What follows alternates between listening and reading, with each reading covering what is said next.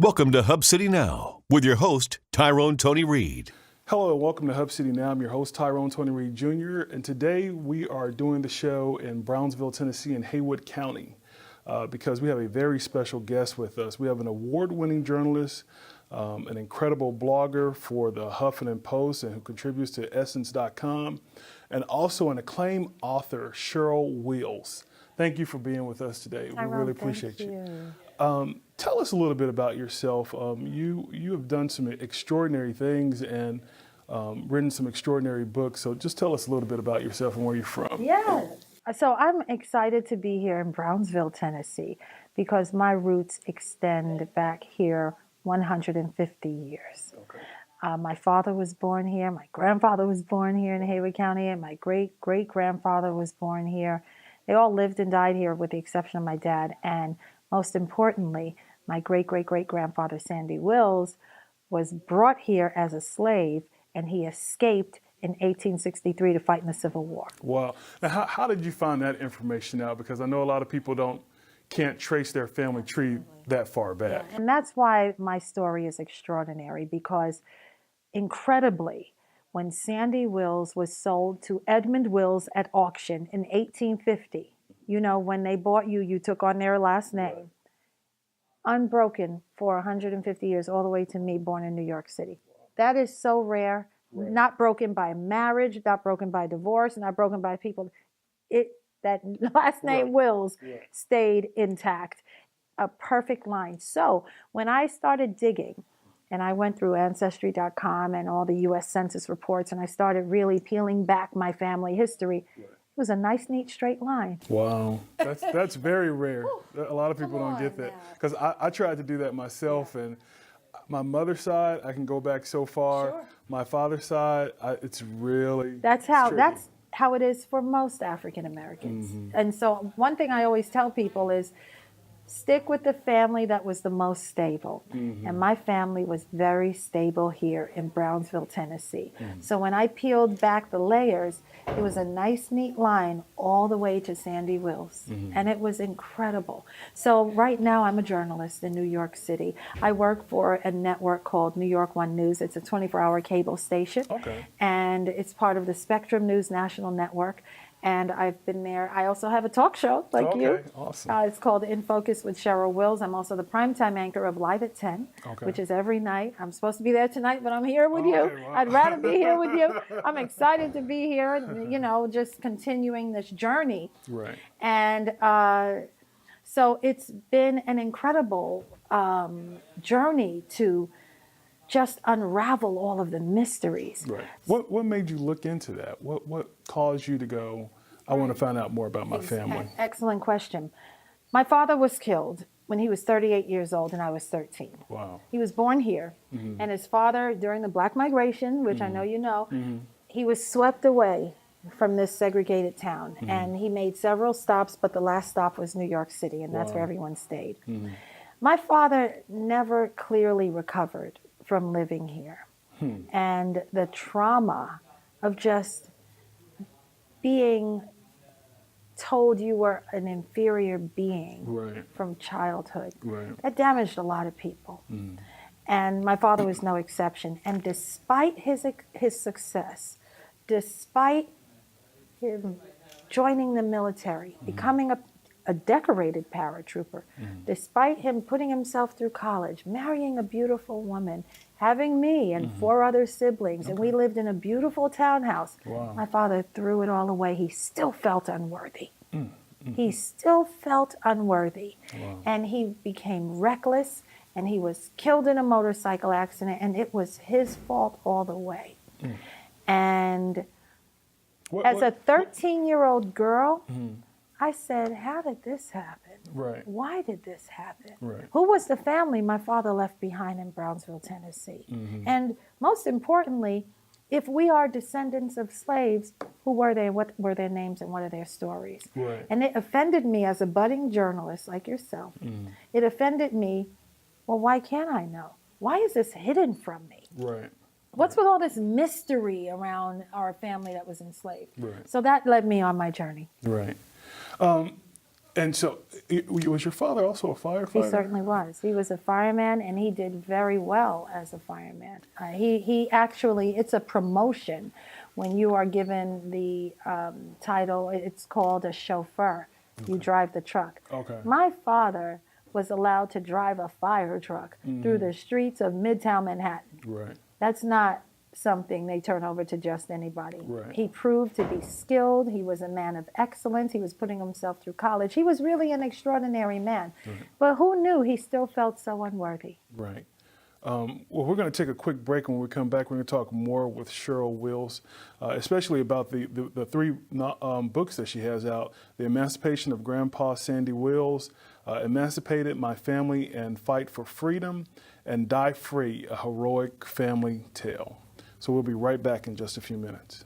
Hello, welcome back to Hub City Now. I'm your host, Tyrone Tony Reed Jr., and we are back with Cheryl Wills, an award-winning journalist, acclaimed author, an incredible blogger who took the initiative to find out more about her family history.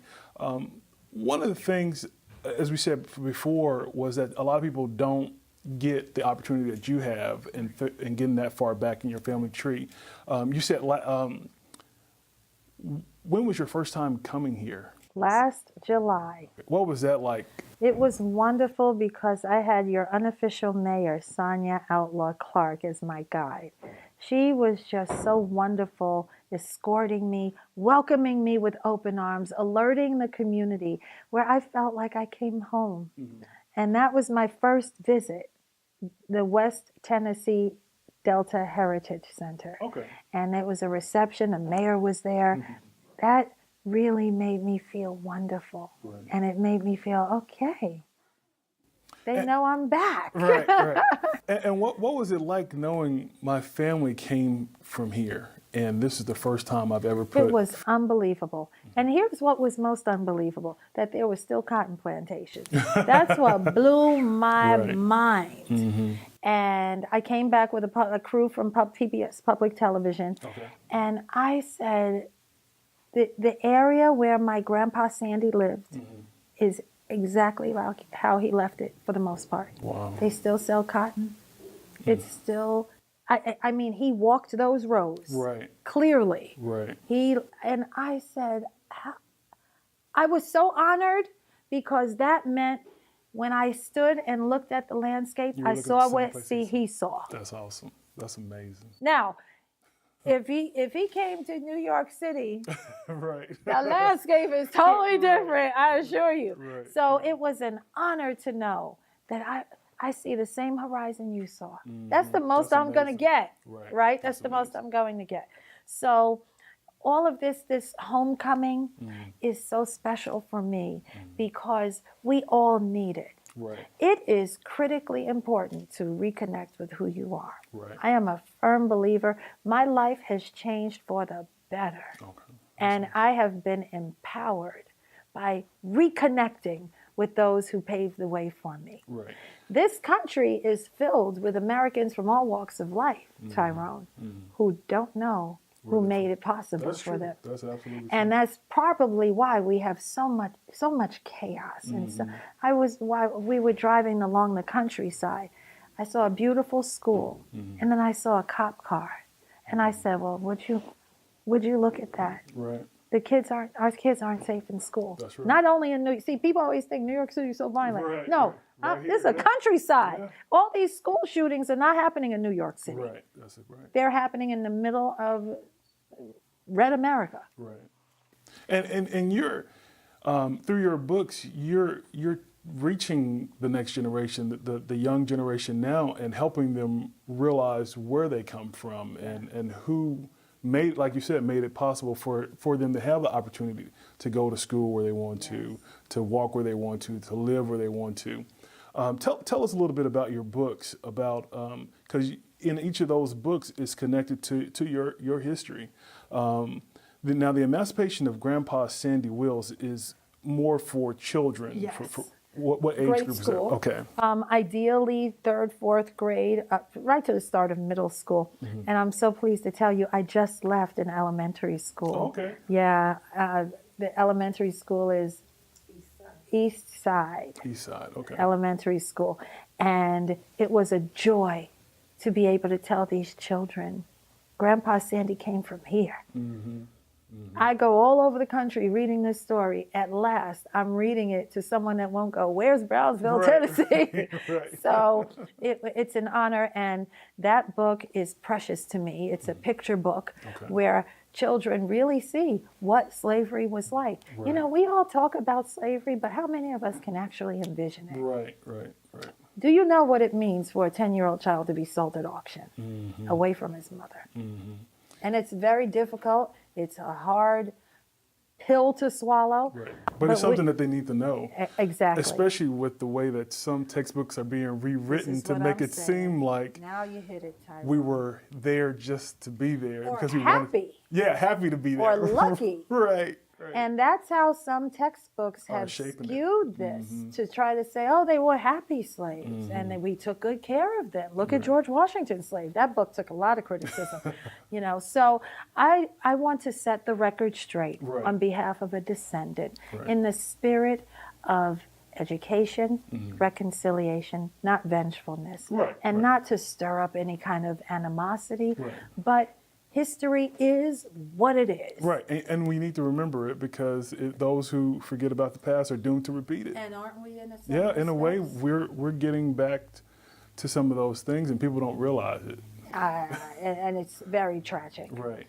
It's very tragic, and these are perilous times we're living in, where 9 black people could be sitting in a church and someone walks in and blows them all away. Right. That's right. And a man sitting on death row is getting love letters from people all over the country. Right. So we need to re-educate our citizenry. That's right. If you think it's okay that someone walked in and killed black people because they were black, who welcomed him and sat with him and offered him water and faith and goodwill, and he still pulled out his weapon and shot them and killed them in cold blood, that says a lot.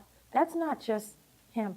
Right. What environment happened that let him know that was okay? Right. That's right. How have we failed in our education? Right. As a nation, not one particular region, but as a nation. Why did he feel that was okay? Right. And why is he still unrepentant? Right. And he's not the only one. That's right. So that's why I wrote The Emancipation of Grandpa Sandy Wills, because I want people to start to understand this was a painful chapter, but it was also a triumphant chapter. Right. And these were human beings that were stuck in a terrible situation, and Americans from all walks of life helped undo this terrible situation. Right. White Americans helped, black Americans helped. The legislature, the Congress finally said, okay, 13th Amendment. Right. We're going to do this, and we're going to start a new chapter. We cannot forget this. Right. We cannot forget this. That's right. You understand? That's right. Our children are walking around. I just told these kids, you need to stop calling each other the N-word. Right. Okay? That's right. It's not a cute word. It shouldn't be coming out of the mouths of children. That's right.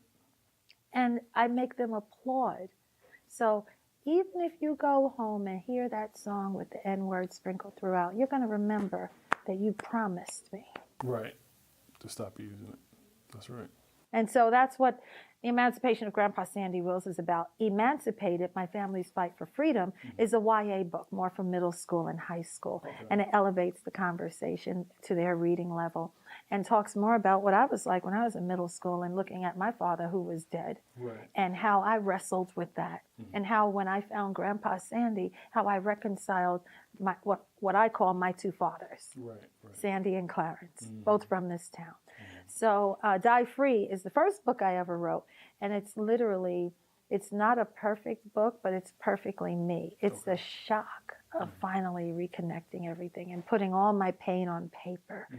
And a lot of people like it because it's so raw. Right. And but it's not, you know, some people say, well, you didn't put an appendix, you didn't put this. And I was like, I just vomited on the pages. I mean, I don't know what you wanted me to do. So every book that I write, it gets better and more sophisticated. And now we're working on a book about Sandy's life.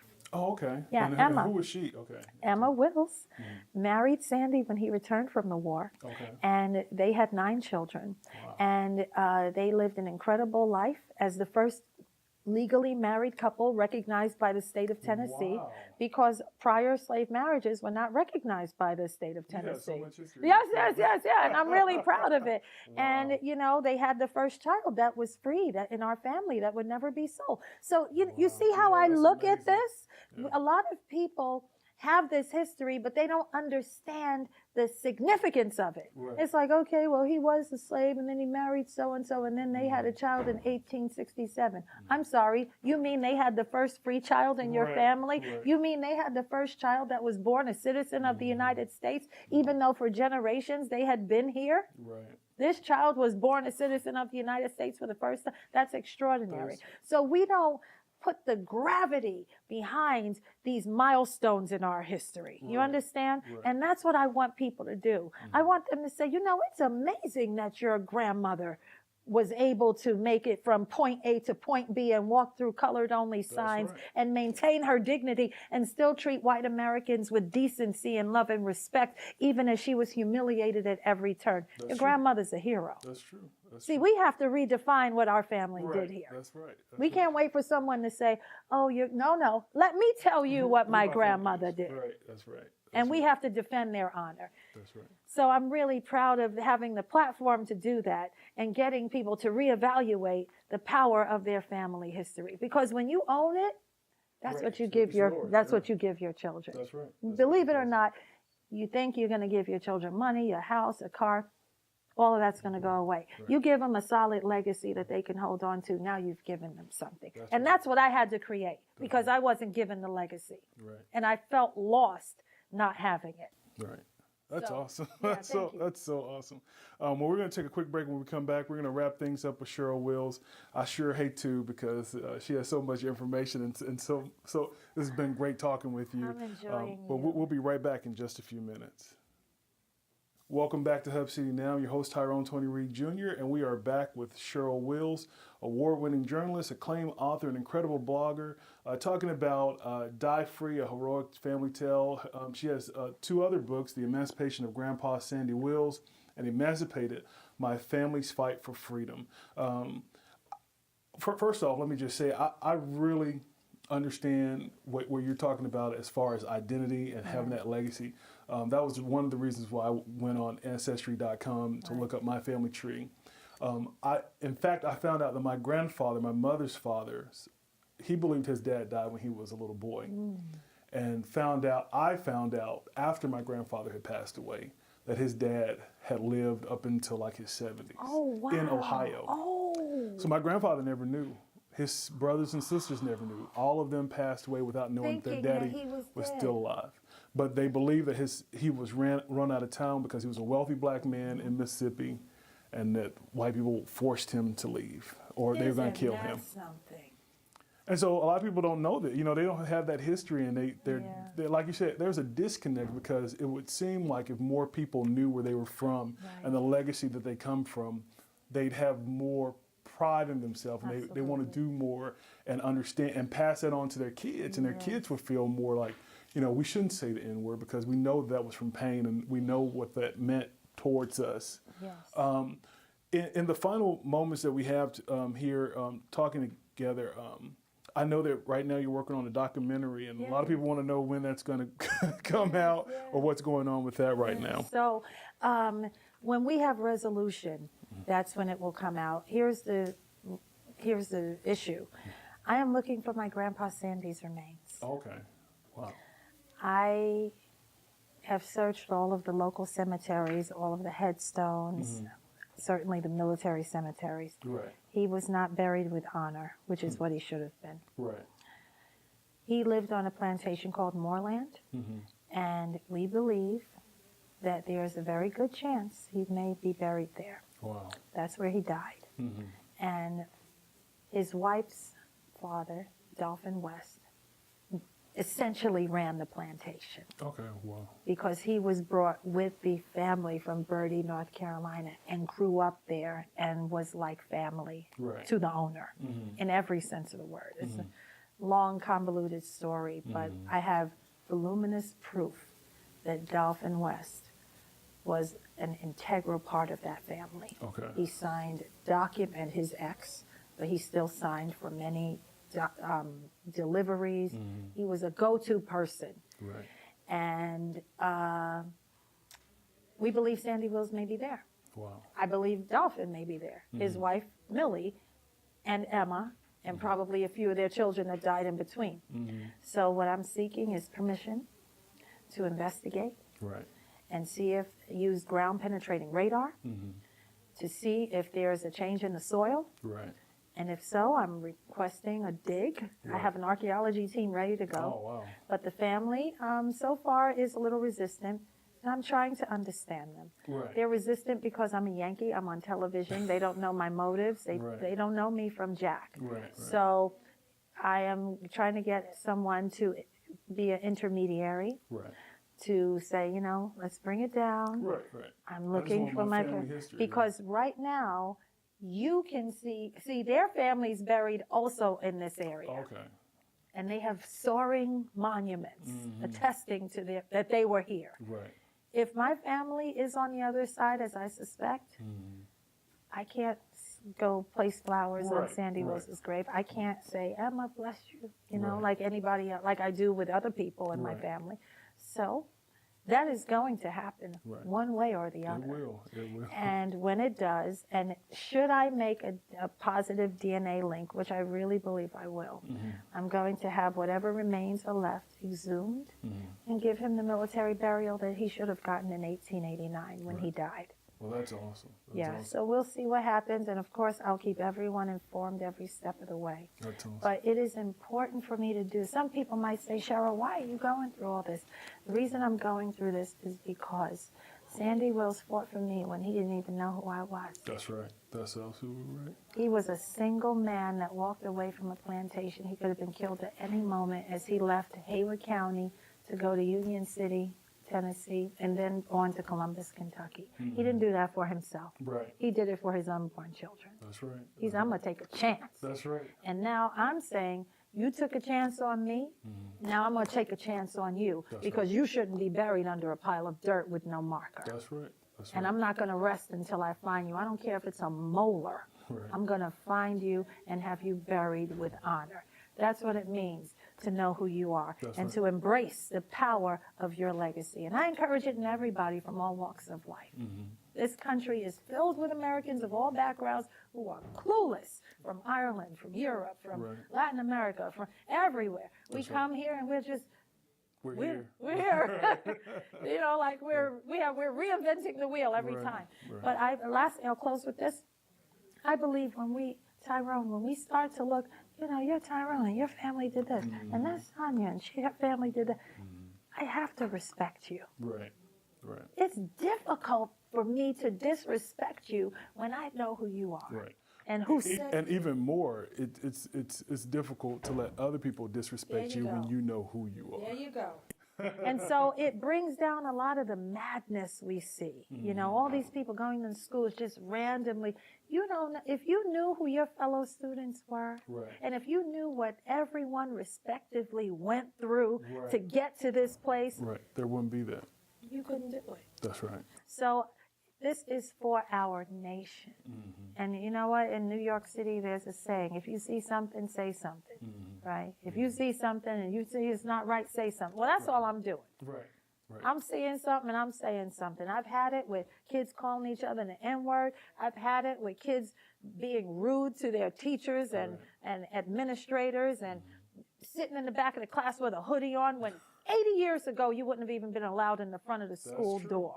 That's true. And now you're sitting in the back and you act like you don't want to learn? I have something to say about that. Right. That's So I will be back, and I'm excited to talk to you again as I continue the journey. I'll be back again and again and again. Just let us know, and we'll be happy to have you back on the show. Absolutely. So you all make sure to check out Cheryl Wills. If you live in New York, you know how to see her every night. Also go to www.diefreethebook.com to find out more about her journey of finding her family legacy and learning more about herself and the people who came before her. So I'd like to thank our sponsors, Baskerville Funeral Home, R&R Custom Wheels and Tire Express, and Morgan's Tax Service. check out, if you can, find out more about yourself, about your family. Go to Ancestry.com. There are other ways to find out more information about who you are. But it's a respect thing. It's a thing that you can pass on from generation to generation. Right. If you hit a dead end, just find another. It's another road somewhere. Yeah. Don't give up. Continue to love one another, watch out for one another, and be there for one another. I hope you all have a wonderful and blessed week. God bless.